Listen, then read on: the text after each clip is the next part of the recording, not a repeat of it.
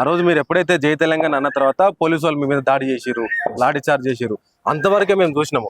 దాని తర్వాత మిమ్మల్ని స్టేజ్ కిందకి తీసుకుపోయినారు అన్న. సో దాని తర్వాత అసలు ఏం జరిగింది, దాని కింద ఏం చేశారు మిమ్మల్ని, వచ్చినాక మీకు ఏమైనా బెదిరింపులు వచ్చినా ఆ ప్రాసెస్ ఒకసారి మళ్ళీ చెప్పండి. అంటే మళ్ళీ ఒకసారి కంప్లీట్ గా అర్థం, ప్రజలు కూడా అర్థం కానీ, అంటే ఈ చూస్తున్న విశ్వం టీవీ వ్యూవర్స్ ఉంటారు కదా, వ్యూవర్స్ కానీ చూసే వాళ్ళకి కానీ, అక్కడ జరిగిన సంఘటన ఏంటంటే అన్న, మాకు వస్తా నేను ముత్యంరెడ్డి సార్ గన్మెన్ అన్న PS4 అని ఒక 3-4 days కు డ్యూటీ పోరా అని చెప్పేసి నన్ను పంపించారు. ఒక 2 days డ్యూటీ కానీ పర్పస్ లో పంపించారు. నేను 4 days నాకు రెస్ట్ ఉంటుంది, సరే 2 days డ్యూటీ చేద్దామన్న కోణంలో నేను LP స్టేడియంకి రావాల్సి వచ్చింది బందోబస్తు పర్పస్ లో.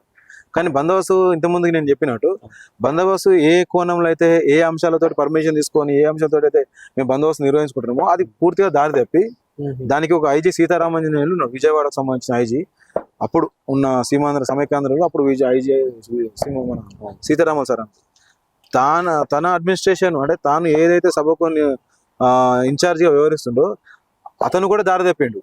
అసలు సభ ఉద్దేశం అంతా వేరే కోణంలో పోయింది. సో అక్కడ జరుగుతున్న విషయాలు ఏంటంటే సీమాంధ్ర పోలీసు వాళ్ళు సీమాంధ్రకు సపోర్ట్ ఉన్నారు, లేదు ప్రత్యేక తెలంగాణ అవసరం లేదు, మాకు సమైక్యంగానే ఉండాలి అని చెప్పేసి వాళ్ళు అన్నాడు. రెండోది అక్కడున్న ఉద్యోగస్తులు కూడా వాళ్ళు ఏమని ఇవ్వాలి, మాకు ప్రత్యేక తెలంగాణ అవసరం లేదు, వాస్తవానికి ప్రత్యేక తెలంగాణ నష్టపోయింది వాస్తవమే, ఇక నుంచి మేము ఒక 6-1 జీవో తీసుకొచ్చినాము. ఆ 6-1 జీవో ఏంటిది, స్థానికులకు మాత్రమే ఉండాలి, ములికి నాన్ ములికి గో బ్యాక్ అని చెప్పేసి ఉద్యమాలు నిజాం కాలం నుంచి వచ్చిన చూసినాం. ఈ ఉద్యమానికి సంబంధించి ఇప్పటి నుంచి కాదు, ములికి నాన్ ములికి అనే, ములికి అంటే ఏంటి స్థానికులు అన్నట్టు, నాన్ ములికి అంటే స్థానికేతరులు అంటే ఉర్దూ భాషలో. సో అప్పటి నుంచే ఉన్న ఉద్యమాలకు ఉద్యోగస్తులు ఏం చేయాలి, అశోక్ బాబు లాంటి వాళ్ళు మేధావులు అని చెప్పుకుంటున్న వాళ్ళు, లేకపోతే దానికి వెనకాల ఉన్న ఒక అడ్మినిస్ట్రేషన్ విభాగం, అంటే దానికి సంబంధించిన కలెక్టర్లు కావచ్చు, వాళ్ళు కావచ్చు, సీమాంధ్ర వాళ్ళు, వెనకాల రాజకీయాలకు సంబంధించి పనిచేస్తున్న వాళ్ళు